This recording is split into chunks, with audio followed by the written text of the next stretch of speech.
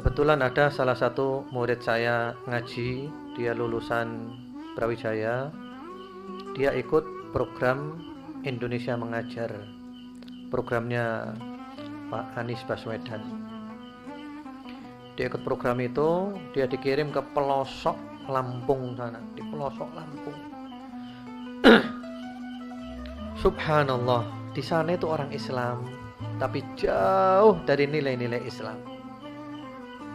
Karena anak ini anak yang dulu ngaji, ikut pengajian, hadir, aktif, maka dia terdorong juga di samping ngajar pelajaran di sekolahan, dia juga terdorong untuk mengajarkan kepada mereka ngaji Al-Quran.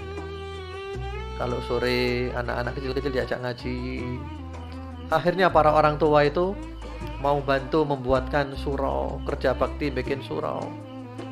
Padahal para orang tua itu ketika anak-anak ngaji, mereka adu ayam di depan masjid. Jadi kayak zaman-zaman jahiliyah dulu. Subhanallah, dielu-elukan orang yang ngajar di pelosok-pelosok. Dan kita masih kurang, dakwah kita masih kurang. Masih ada masyarakat kita yang menyembah kerbau. Kemudian ya masih ada masyarakat yang menyembah pohon dan yang lain-lainnya. Kita perlu dakwah. Jangan diremehkan, dakwah ini pekerjaan yang besar. Beberapa hari yang lalu saya dengar sebuah ceramah tentang motivasi. Motivasi ini dia melihat ada satu orang yang dermawan bukan main. Dia suka bantu anak yatim, bantu fakir miskin, bangun masjid, bangun sekolahan, mencetak mushaf, membagi buku. Pokoknya orang ini dermawan bukan main. Lalu ditanya oleh dia, "Anda kok seperti ini? Apa dasarnya?" Kata dia, "Dalam hidup ini saya punya cita-cita. Saya ingin menabung untuk persiapan saya setelah mati nanti. Karena saya bakal mati. Semuanya bakal saya tinggalkan. Maka saya ingin punya amalan ketika saya mati nanti, saya akan bahagia. Ganjarannya terus mengalir."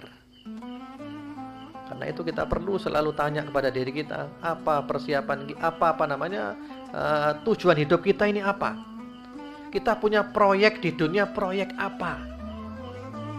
Orang yang berakal, kata Rasulullah sallallahu alaihi wasallam, al-kayyisu man dana nafsahu wa amila lima ba'dal maut. Orang yang cerdas itu adalah yang selalu memperhitungkan dirinya dan dia melakukan amalan-amalan untuk persiapan setelah mati nanti.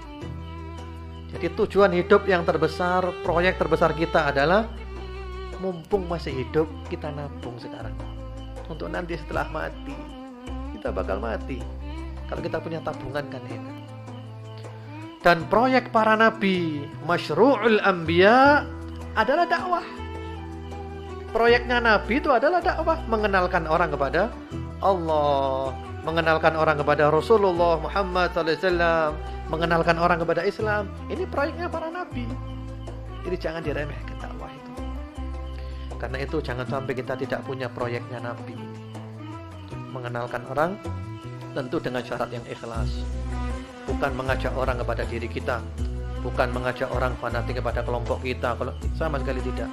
Benar-benar kita murni giring orang menuju Allah Subhanahu wa taala, giring orang menuju Rasulullah Muhammad sallallahu alaihi wasallam, kepada agama Islam. Alangkah senangnya kalau kita mati dan kita punya tabungan seperti itu. Beliau Rasulullah Muhammad sallallahu alaihi wasallam pernah berkata kepada sahabat Ali bin Abi Thalib radhiyallahu ta'ala anhu, "La an yahdiyallahu bika rajulan wahidan khairun laka min humrin na'am." Sekiranya Allah memberi hidayah kepada satu orang saja melalui tanganmu, itu lebih baik daripada onta-onta merah. Lebih baik dari harta yang berlimpah, harta yang istimewa.